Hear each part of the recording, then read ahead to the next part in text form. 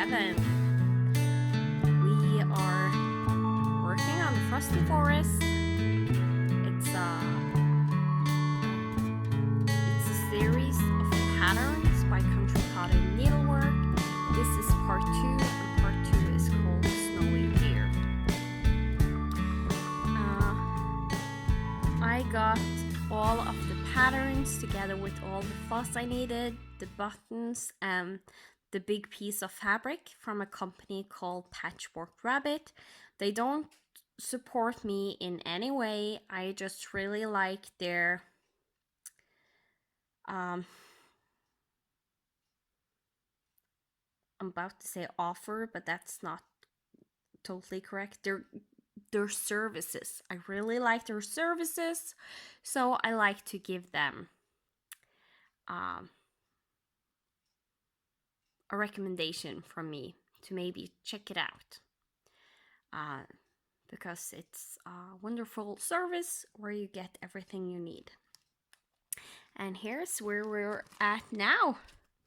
So this is what it looks like. This is part 1, the Racoon Cabin. And this is part 2. And everything you see has been stitched on camera in this series. So we're currently on this part right here. It's stitched on a 32 count Belfast linen 2/2. That means 2 strands of floss over 2 fabric strands. So like the fabric, the weave, like 2 of those strands, it's over 2. On Ada, you usually stitch over 1, because the squares with the weave is like from one hole to another. There's like one big chunk of fabric. There are multiple strands in reality, but they all are put together as like one thick one. And if you are stitching over 1 that is not Ada, you are then just stitching over 1 fabric strand, making it really small. It gets 4 times smaller than stitching over 2, and it's usually used if you want. It's called petite stitching when you do it that way. People sometimes do it with skin, like the rest they will stitch over 2, and the skin they will stitch over 1 to make the skin look a little bit more softer. And it's also used in full coverage. You stitch very often over 1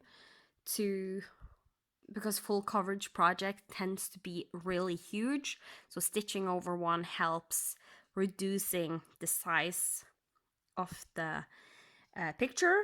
Plus, the picture doesn't look too pixelated when you stitch over 1, because the crosses are so small. It looks a little bit nicer.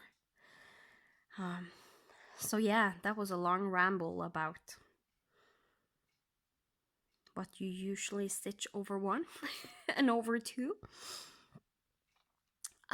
Today my plan is to finish off these 2 trees right here. This one is done, and hopefully start some snow, and we're just going to take it from there.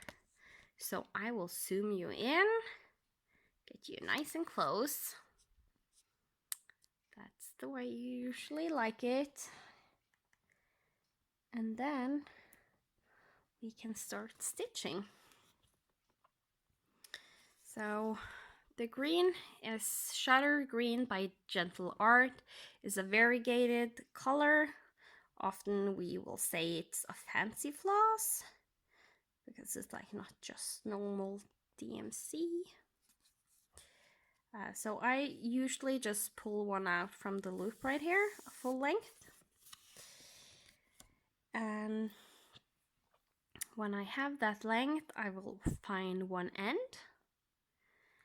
And if you just tap it lightly, the flosses will separate. Then I take one strand and pull it out. I keep that end in, like, locked in my fingers when pulling out, and you see it bunch up, and then it just straightens right back again. And this end I will lay up on the fabric, like try to pull it a little bit down so you can see. Like I will lay it up here and the rest will be down there. And then I pull another one, catching it with my fingers so the top is secure there.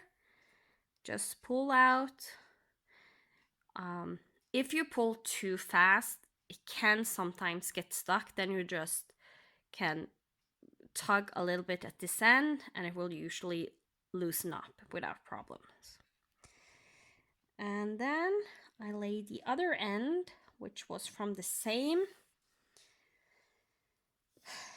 end on the floss there. So I have those together. The loop I'm just putting on the second hole on the card, looping it around, and these two ends will now go together because they came from the same end of the floss. So the variegation is the same in these two lengths of these two strands of floss. So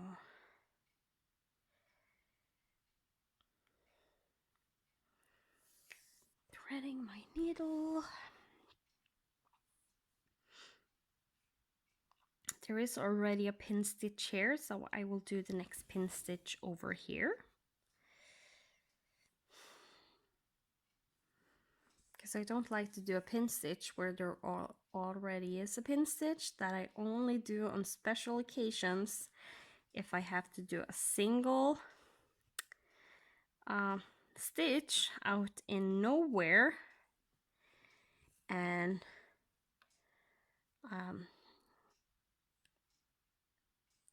can't really do the loop method. Because usually I would do the loop method to start and then I will pin stitch underneath. So that way it's only one pin stitch. But if not, I will first pin stitch, do the stitch, and then pin stitch again. Only pin stitching from the two other sides. So now I did top and bottom, and then I will do left and right sides in the middle on the sides and go down the middle. If I'm doing a second pin stitch in the same spot, because it has to be under that single stitch, both of those pin stitches. So I think I showed that in an earlier episode how I did that. It's not what I usually recommend, so if you can do the loop method, I would much more recommend doing the loop method to start and then just pin stitch under the stitch when it's out in the middle of nowhere.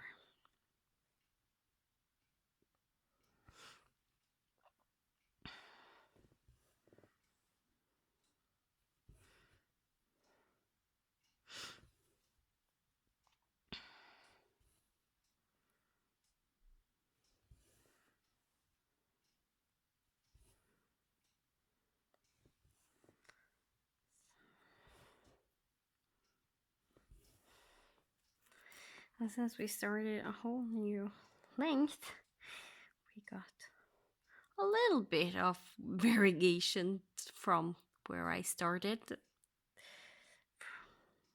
from last, but that's fine. That happens. It just gives a cool effect. Like I talked about the last time, making it with the variegation also, you get like You own your own personalization in a pattern, depending on how you do it, how you stitch the 1/1 stitches. If you can even not do 1/1 stitches and do the half stitches one way and then come back and do them another way. That gives it a little different look in the variegation. I'm not too fond of that, because you don't get too much of the variegation on one row, and then there will be a huge difference in the variegation on the next row doing it that way. But we all have different preferences. And if I'm stitching with variegated floss and have paid extra money for it, then I at least like to get the variegation out of it. But all to our own taste. And that actually means I'm done with this screen for now. It might pop up in another project, but for now it's done in this pattern. And to find the brown I need for the tree trunk.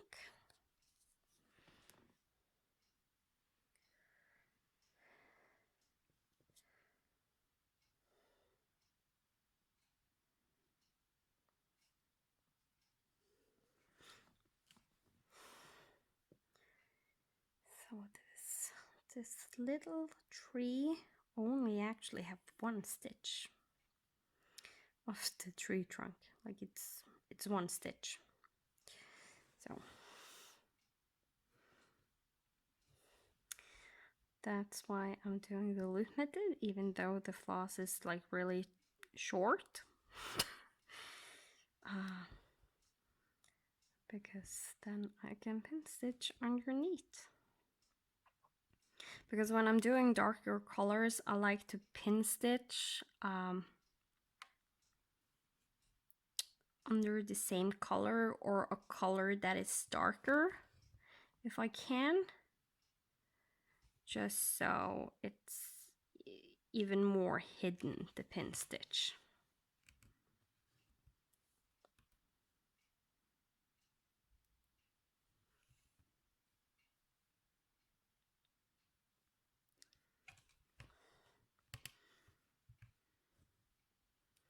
This time I'm going down a third time because I think one of the times it really didn't go down as I wanted to. So to make sure, I go down a third time.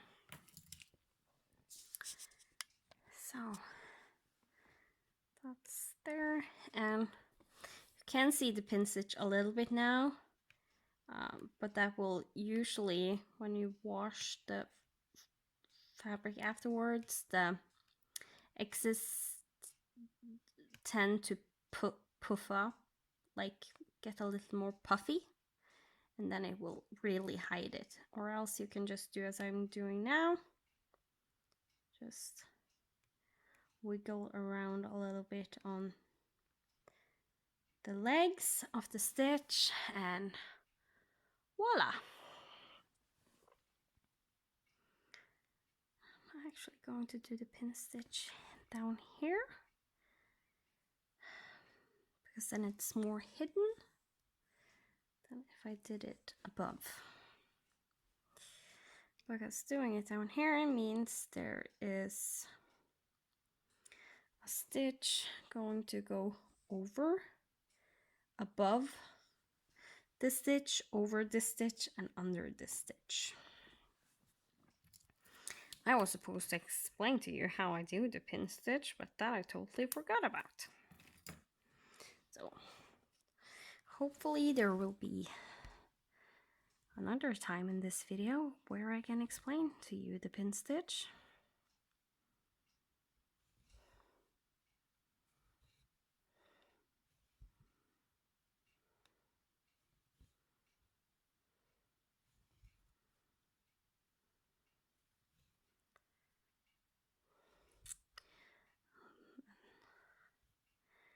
And that time is exactly now. So what I do when I do a pin stitch is that one stitch, when you stitch over two, is like a tic-tac board. So you have, if you think one hole is one place, you can place an X or an O in the tic-tac board. So we have 1, 2, 3, 1, 2, 3, and 1, 2, 3. So here's the middle of the tic-tac board. This is the middle of the sides, top, middle, bottom, middle, and the corners. So when you stitch, you use a normal cross stitch, you use the corners to make your X. And when you pin stitch, you use the middle of the sides. Right now, the stitches go just in a straight line down, and then I like to pin stitch using the middle of the top and bottom side. That's my preferred way, but if it's stitches going like here, only going this direction, they don't go up, then I will do it from the sides instead, just to hide the pin stitch a little bit more. In a way, you don't need to worry too much about the pin stitch showing.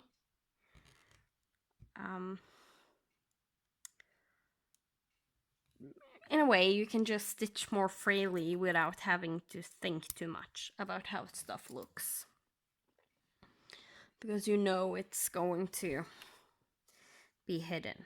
Like a pin stitch usually are hidden, so it's not too big of a deal. I just like to be 110% sure if I can.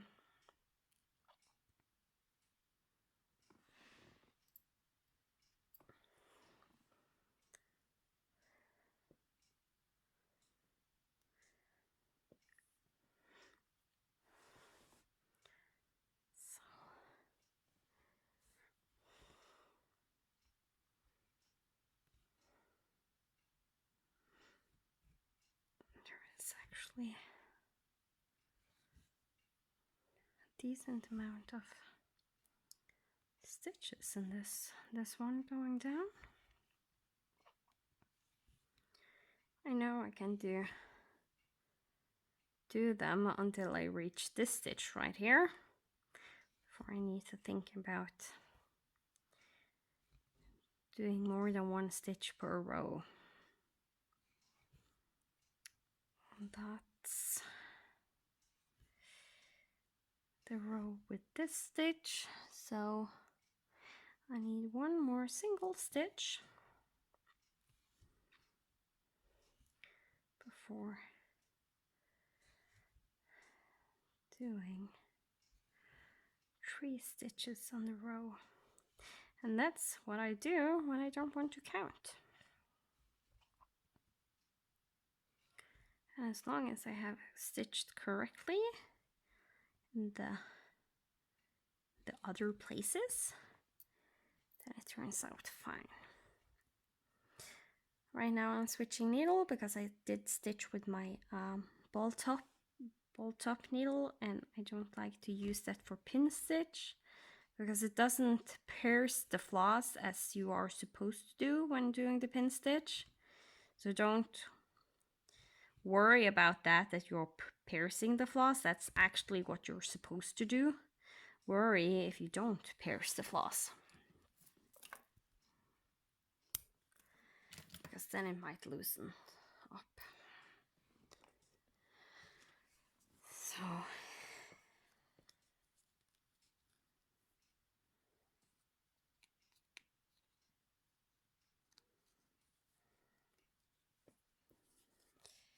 then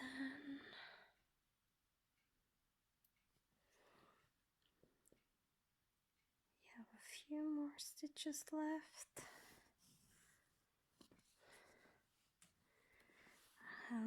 This third tree he will be done.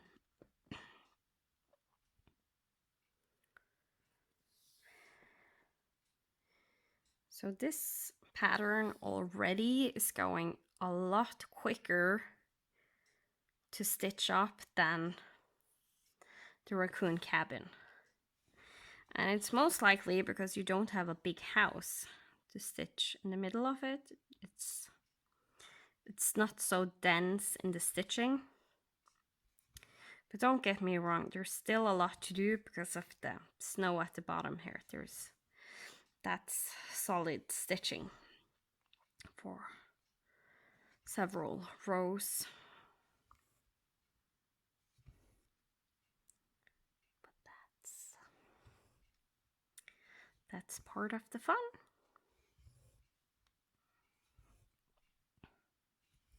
Like stitching motifs like this, I can get bored of quickly because you do a few stitches and then you have to switch out your color and your floss, start a new one, etc. And I know I wouldn't have to switch so much if I did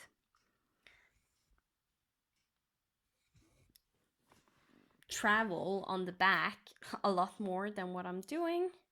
But I don't like traveling on the back, so I don't do it, especially when it's motifs like this. Even on Ada, where it's like it doesn't show up at all, I still don't like to jump if there isn't supposed to be stitching over it. One, because I don't like all those loose flosses on the back. When I usually travel on the back, it's when I know I will stitch over that section, so the floss on the back will be anchored down when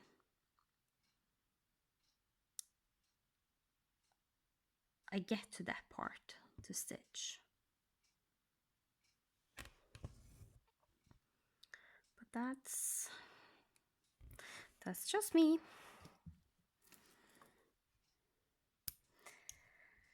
And nobody else needs to do it the way I'm doing it.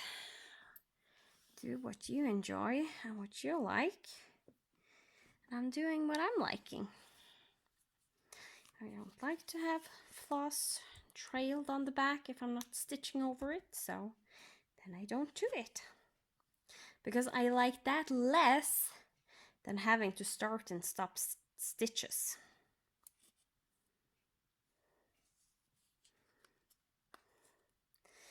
That's the way I was taught stitching, that your back is supposed to look neat. My mom always said the neater the back, the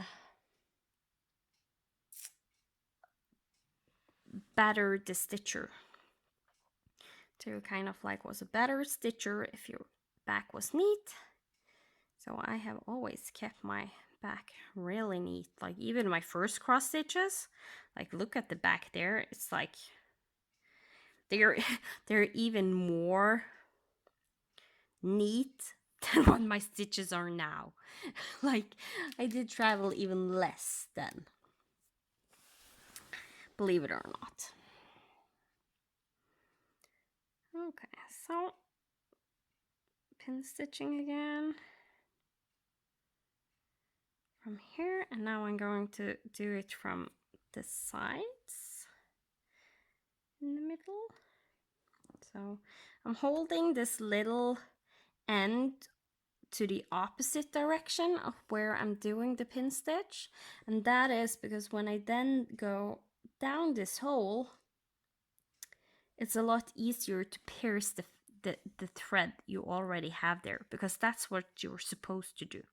And then I lay it to the other side, come up on the opposite side, and then go down again, purposely hitting the floss in the middle. And now you can see I'm tugging really hard and it's stuck. And sometimes I try to cut as close as I can, and sometimes when you cut the floss, if your pin stitch stitch isn't like 100% good, then it will loosen now, but you can still see that it's still stuck in there, so it's fine.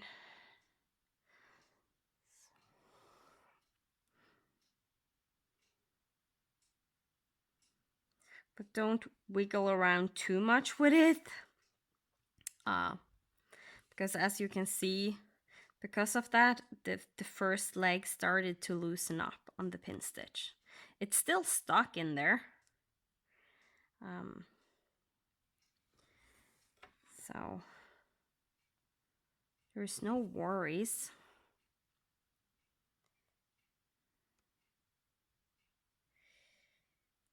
Did I pin stitch wrong? What's happening here? One.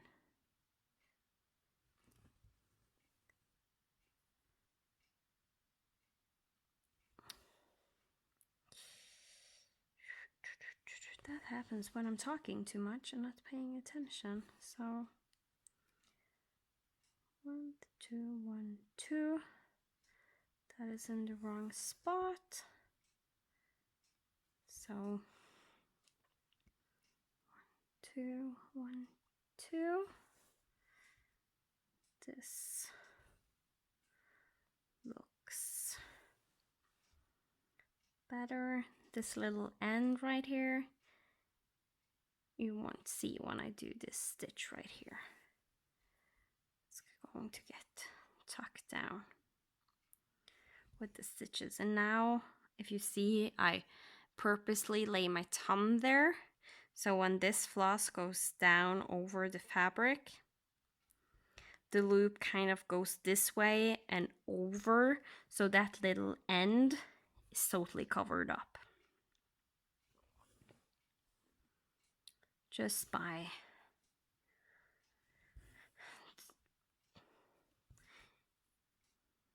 a simple motion of the thumb holding the floss in a certain direction.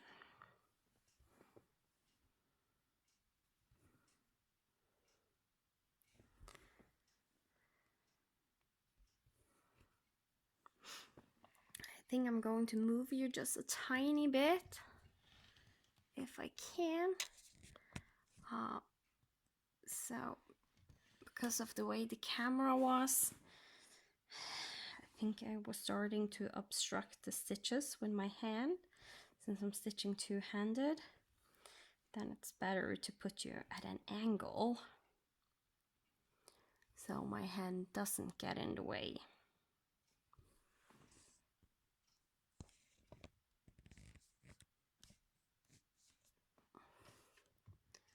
Look like you're a little bit further away from my stitching, but something like that. Now it looks probably a tiny bit crooked.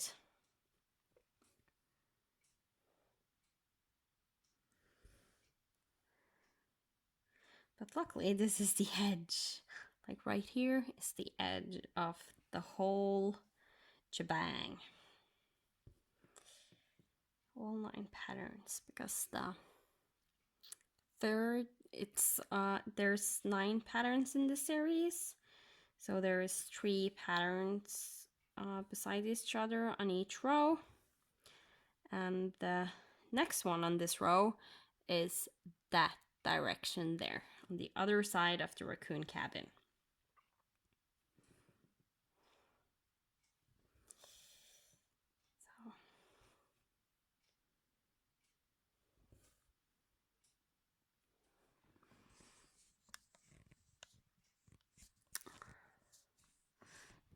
Sorry for adjusting you a lot. I'm just not happy with how it looks in the frame. And most likely you were satisfied and getting annoyed by me trying to constantly adjust.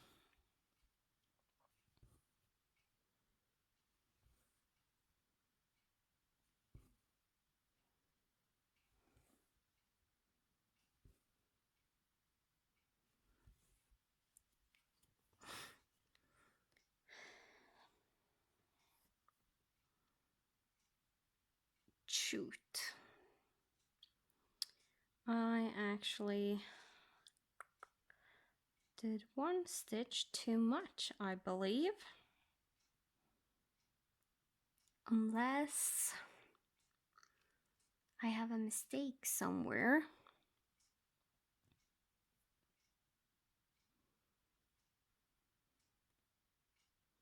No, that's me. Doing one stitch too far away. So this can be excited with the pin stitch that started to loosen up because I was wiggling so much. Oh well, if it's too bad, then I'm just going to do the pin stitch over again. And this is the worst part about doing one leg at a time, one leg, one direction, and then going back, is that if you do a mistake at the beginning, you have to rip everything out. But I guess you would have to do that anyways if you're doing one stitch at a time. But the nice thing is, if it was like this last stitch where there was a mistake, then I only would have to frog half of the stitches, because I would only frog the top leg, and it would be fine.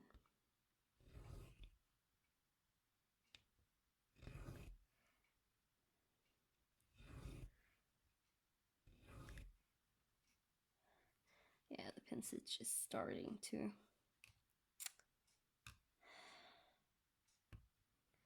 as you can see, it's still stuck.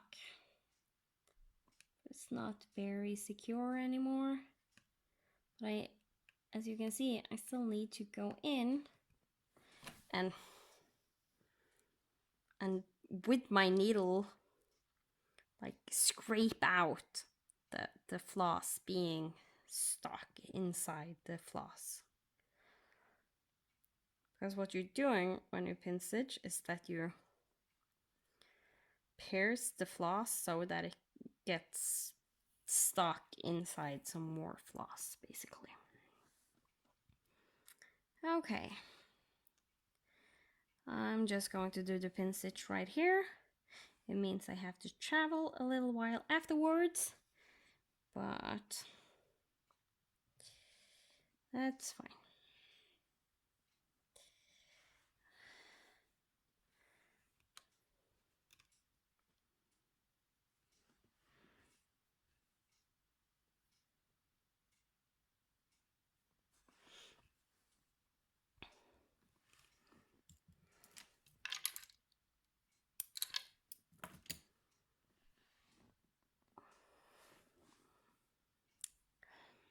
Because it's easier to count from this stitch right here. For some reason, that's how my brain works.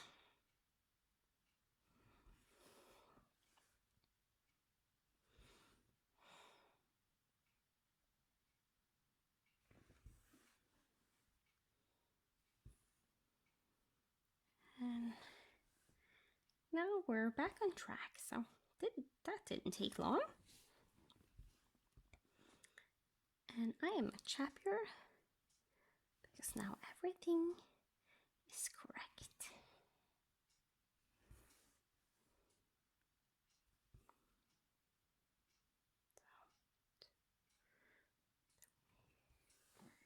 Yes. If it's still wrong now, there must be a mistake up in the trees, between the trees, that I can't find. But we'll see when I come. Yeah, now it's correct. Because the next row will go exactly where it's supposed to go. And I'm supposed to have 2 more stitches of white from where this brown ends. So that's 2. Then I can go back and complete the stitches.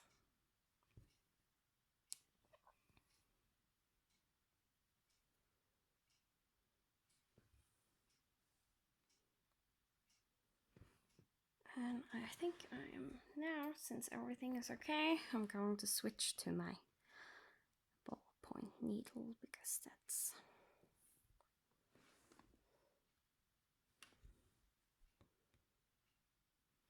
a little better to stitch with, in my opinion.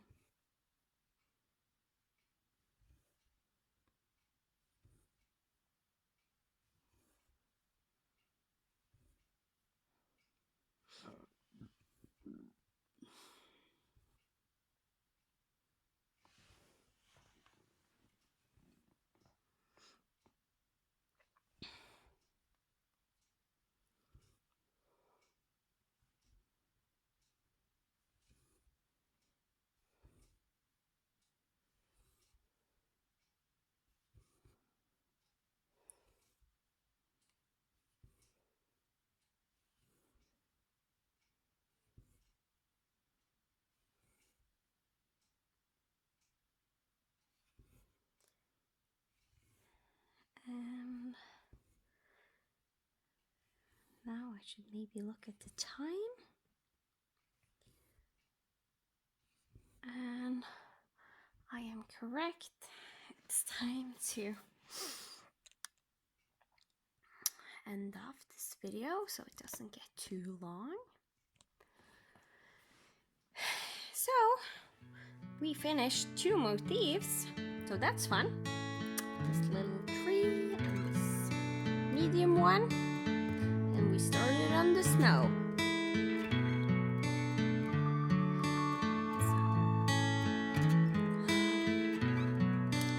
Thank you all so much for watching.